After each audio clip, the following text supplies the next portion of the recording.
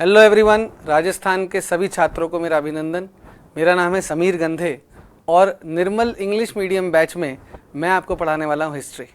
I hope ये जो हमारी जर्नी आगे कुछ समय की रहेगी वो बहुत ही एक्साइटिंग होने वाली है। पर पहले हम एक नज़र जो है सिलेबस पर डालेंगे। अब आपको पता ही है कि हिस्ट्री एक ऐसा सब्जेक्ट है जो चाहे कोई भी एग्ज़ाम हो, चाहे यूपीएससी हो, आरएएस हो, कोई भी स्टेट एग्ज़ाम हो, इवन जो एसएससी है ना, किसी भी एग्ज़ाम में हिस्ट्री एक बहुत इंपॉर्टेंट रोल प्ले करता है। और राजस्थान में खासकर हिस्ट्री जो है इतनी रंगीन और इतनी इंटरेस्टिंग हिस्ट्री राजस्थान की कि राजस्थान को के छात्रों को आई होप हिस्ट्री में बहुत ज़्यादा इंटरेस्ट आने वाला है। बट मैं जो हिस्ट्री डिस्कस करूँगा वो हमारी इंडिया की हिस्ट्री होगी। तो चलिए भाई, तो आरएएस प्रीलिम्स और मेंस का सिलेबस क्या है तो एक बार उस पर नज़र डालते हैं।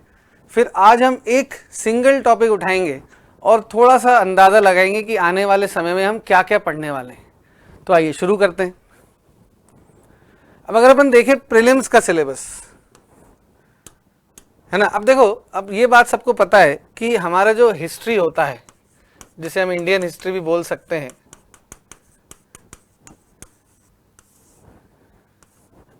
वो 3 हिस्सों में डिवाइडेड होता है: एंशिएंट, मेडिवल और मॉडर्न। इस 3 भागों में या इन 3 पार्ट्स में इंडियन हिस्ट्री जो है वो डिवाइड की जाती है। तो अगर अपन प्रीलिम्स का सिलेबस देखें तो एंशिएंट और मेडिवल पीरियड में हमसे क्या पूछा जाएगा उसके बारे में हम थोड़ा सा अंदाजा लगेगा। तो सबसे पहले क्या लिखा है? Cultural foundations of India, Indus and वैदिक एज, है ना, इंडस वैली सिविलाइजेशन और वैदिक एज के बारे में पूछ रहे हैं।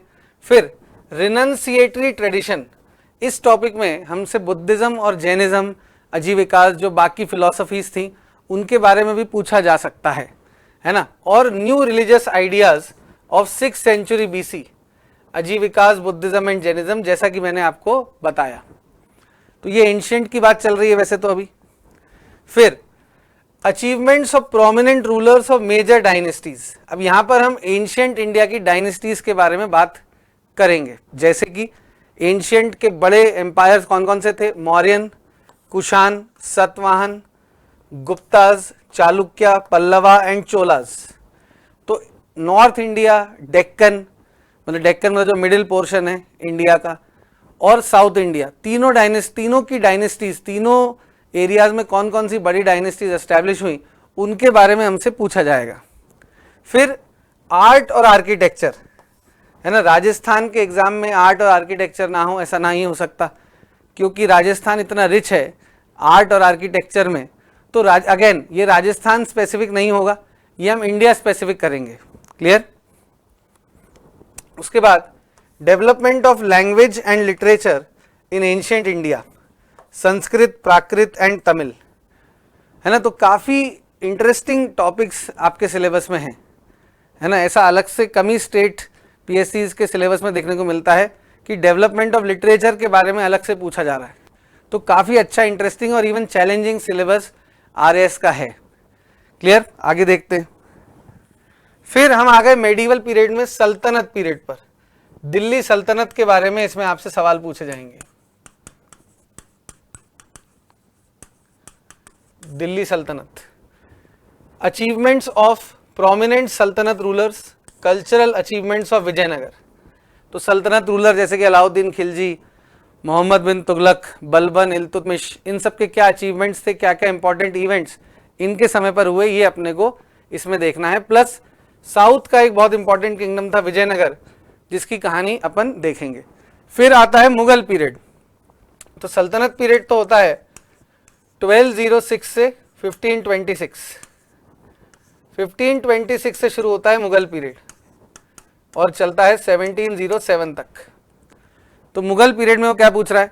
Political challenges and reconciliation, Afghan, Rajput, Deccan states and Marathas, है ना। तो अगेन मैं फिर से इस बात को बोलता हूँ कि जो वर्ड सिलेबस में लिखे हैं वो काफ़ी अलग हैं, वो काफ़ी डीप सवाल पूछने लायक हैं।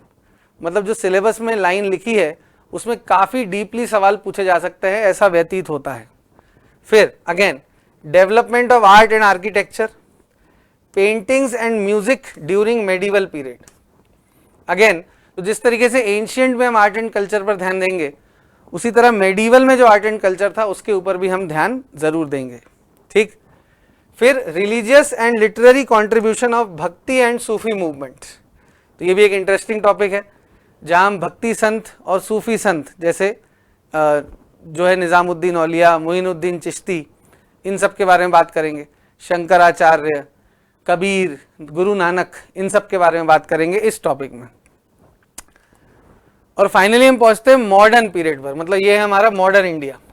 तो इसमें क्या पूछा है, evolution of modern India and emergence of nationalism, मतलब कैसे क्या क्या इवेंट्स हुए जिससे मॉडर्न इंडिया का इमरजेंस हुआ, फिर नेशनलिज्म या राष्ट्रवाद का इमरजेंस कैसे हुआ।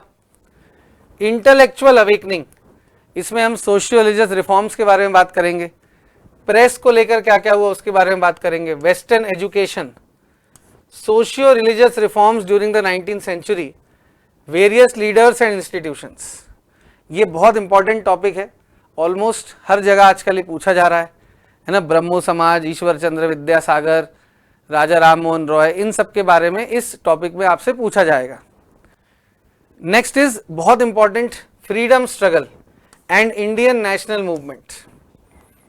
तो ये तो कोर है, हिस्ट्री का कोर माना जाता है ये हमारी आज़ादी की लड़ाई, जो कि माना जाता है 1885 से शुरू हुई with the formation of Congress.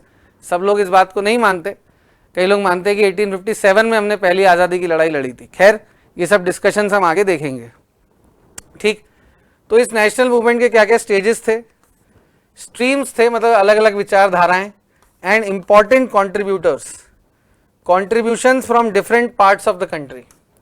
मतलब ऐसा नहीं कि हम सिर्फ एक पार्ट के बारे में पढ़ेंगे। नॉर्थ ईस्ट में क्या हुआ, रानी गाइदनलू कौन थी, सिविल डिसोबीडियंस मूवमेंट के दौरान उनका क्या कंट्रीब्यूशन था, ये सब चीजें भी हम देखेंगे।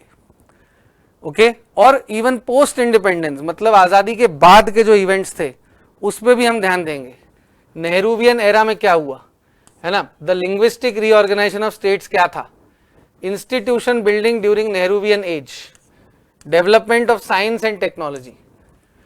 तो अगेन काफी इंटरेस्टिंग सिलेबस है, कई सारी चीजें आपको पता लगेंगी। और मैं हमेशा बोलता हूं कि आप सिलेबस जरूर देखें, आपको पता होना चाहिए कि आपके सिलेबस में क्या लिखा है।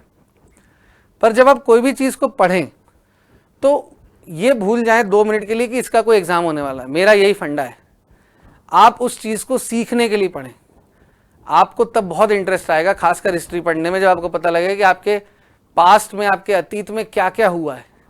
2 मिनट के लिए भूल जाएं कि इसका कोई एग्जाम होने वाला है।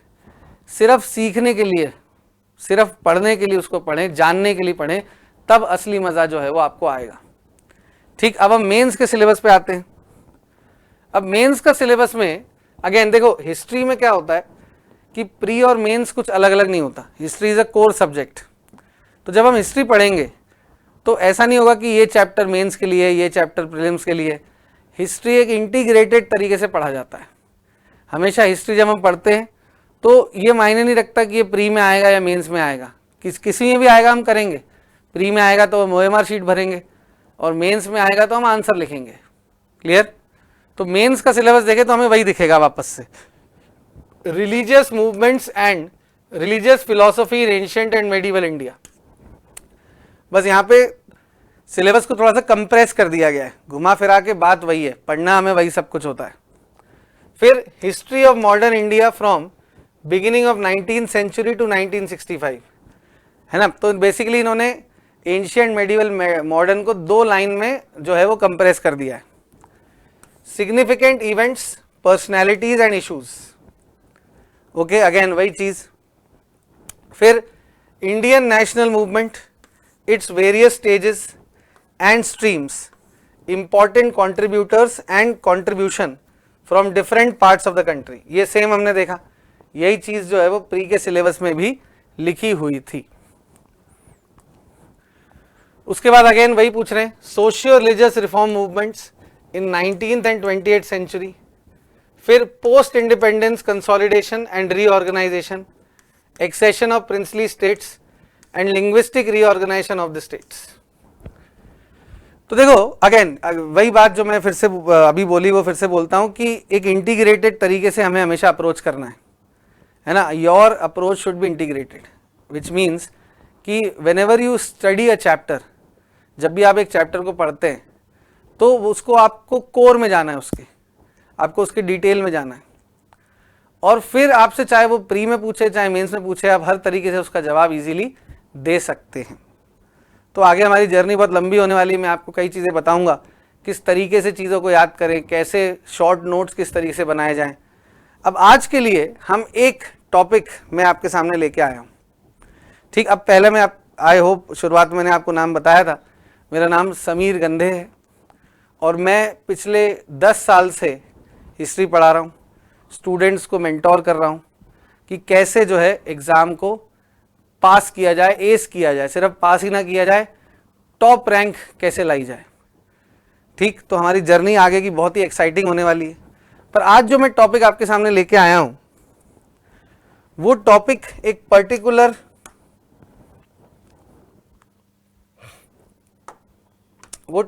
पर्टिकुलर चैप्टर से बिलोंग करता है,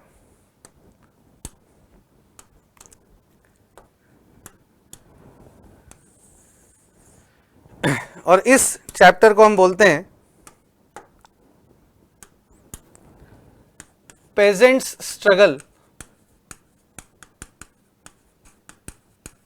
स्ट्रगल इन ब्रिटिश इंडिया,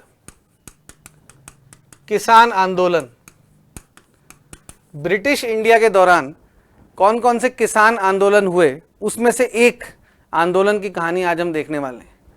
अब सबसे पहले मैं बता दूं कि जब हम इस चैप्टर की बात करते हैं तो हमें क्या क्या पता होना चाहिए, है ना। तो सबसे पहले तो ऑब्वियसली हमें पता होना चाहिए name of the movement, name of the movement कि आंदोलन का नाम क्या था, ठीक। उसके बाद ईयर ऑफ द मूवमेंट, कोई भी मूवमेंट किस साल में हुआ, ईयर ऑफ द मूवमेंट। फिर एरिया ऑफ द मूवमेंट, जो भी पेजेंट स्ट्रगल या ट्राइबल रिवोल्ट चल रहा था वो किस एरिया में जो है वो हो रहा था। चौथी चीज लीडर ऑफ द मूवमेंट,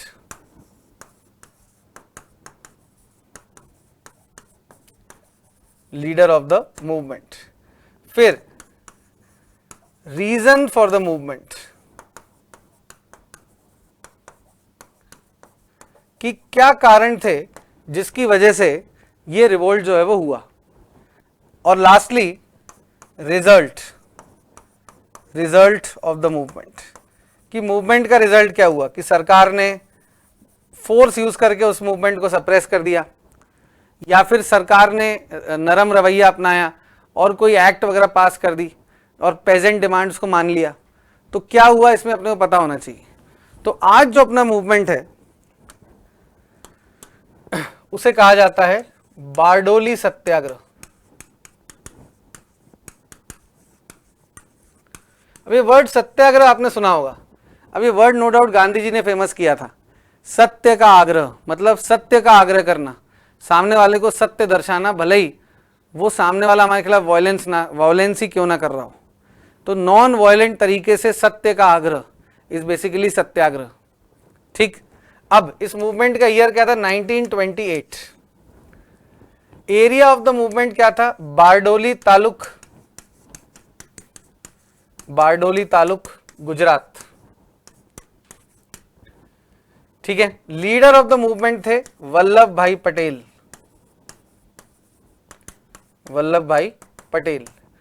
अब रीजन और रिजल्ट के लिए आइए इस मूवमेंट को थोड़ा सा डिटेल में हम पढ़ते हैं। अब Bardoli Satyagraha, a milestone in India's freedom struggle, है ना।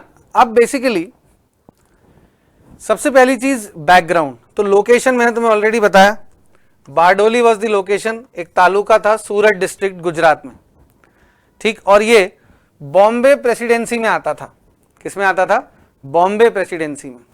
अब यहाँ की इकोनॉमी मेनली एग्रीकल्चरल थी, यहाँ कॉटन उगाया जाता था, ग्रेन्स उगाए जाते थे और कुछ अदर क्रॉप्स उगाए जाते थे, और ज़्यादातर जो रेसिडेंट्स थे वो छोटे किसान थे, देवर स्मॉल लैंड होल्डर्स। ओके, अब कंडीशन क्या थी देखो, 1920 के दशक में, in the decade of 1920s, farmer face severe economic hardships. अब कोई किसान हार्डशिप कब फेस करता है? जब सूखा पड़ जाए, उसका क्रॉप फेल हो जाए, बारिश या बाढ़ आ जाए, इन सब कंडीशंस में इसको बोलते हैं एग्रीकल्चरल डिस्ट्रेस। तो ऐसा ही बारडोली में हो रहा था। Poor harvest, rising cost created desperate conditions. तो सिचुएशन काफी डेस्परेट थी 1920s में। कहां? बारडोली की।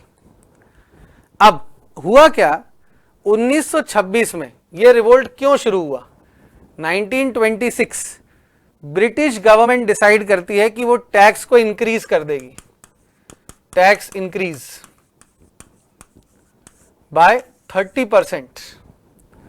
तो ऑलरेडी किसान जो है वो परेशान था, है ना, ऑलरेडी किसान जो है एग्रीकल्चरल डिस्ट्रेस से गुजर रहा था, और ऊपर से सरकार ने क्या किया, टैक्स को बढ़ा दिया। तो farmers were already struggling due to crop failures, और ये नया टैक्स देना किसी भी हालत में पॉसिबल किसान के लिए नहीं होने वाला था। किसानों ने काफ़ी बोला कि भैया सरकार ये मत करो, हम टैक्स नहीं भर सकते, पर सरकार नहीं मानी। तो गवर्नमेंट शोड देयर इंडिफरेंस।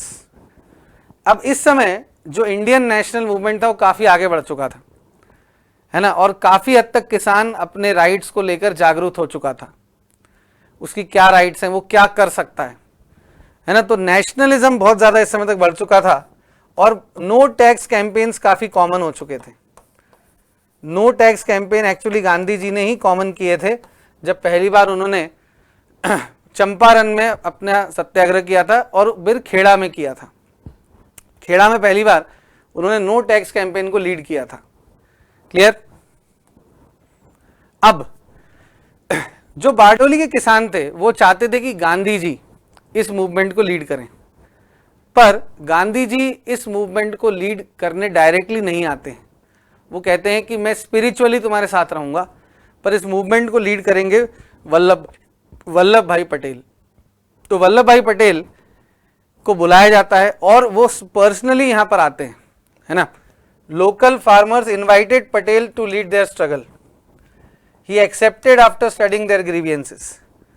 उन्होंने बोला कि मैंने तुम्हारे प्रॉब्लम्स को स्टडी कर लिया है और मैं इस मूवमेंट को लीड करूंगा, ठीक है। और वल्लभ भाई पटेल ने एक बहुत डिसिप्लिन्ड मूवमेंट क्रिएट किया, ठीक है ना, और कई सारी अलग अलग चीजें अब इस मूवमेंट में हुई, ठीक है। और गांधीयन अप्रोच के साथ ये मूवमेंट हुआ, इसका मतलब कि टोटली नॉन वायलेंट था, है ना। This movement was totally non violent. अब बेसिकली इस मूवमेंट में किया क्या क्या गया, है ना। सबसे पहले तो 12 फरवरी 1928 को ये शुरू हुआ, और बोला गया कि फार्मर जो है नॉन कोऑपरेशन दिखाएंगे टैक्स कलेक्शन अथॉरिटीज के साथ, मतलब कोई भी टैक्स नहीं भरेगा, ठीक। एक नो टैक्स कैंपेन जो है वो चलाया जाएगा। उसके बाद वल्लभ भाई पटेल ने बारडोली को कई सारे कैंप्स में बांट दिया, है ना। हर कैंप का एक लीडर था, ठीक, कैंप्स में बांट दिया, और हर कैंप में देयर वाज अ लीडर।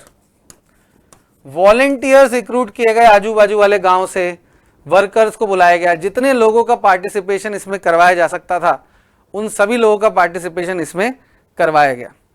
सबसे इंपॉर्टेंट बात थी इस मूवमेंट की विमेन का पार्टिसिपेशन।